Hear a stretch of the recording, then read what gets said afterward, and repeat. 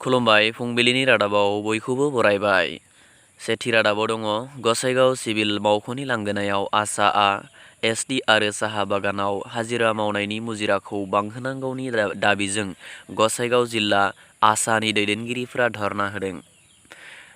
नैथि, कमिसननि गेजेरजों सनितपुर आरो बिश्वनाथ जिल्ला बिटिआरआव हाबगोन जयन्त बसुमतारी।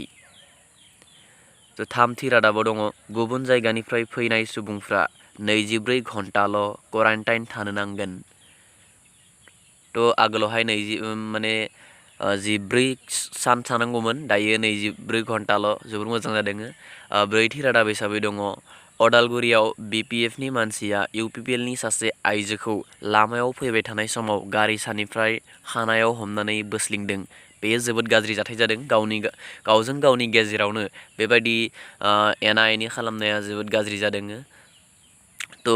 बाथि रादाब हिसाबै दङ गोबांथार अखानि थाखाय बा गोबांथार अखा हाबाय थानायनि जाहोनाव भुटान हाजोनि मैदेरफ्रा थानो बा जानो जायगा आदार मोनैनि जाहोनाव बाक्सा ओनसोल हाजो खाथि खालायाव मैदेर फालो फैनाया बारानिफ्राय बारा जाबोदों। एसे मोजाङै था जायफ्रा हाजो खाथियाव थायो।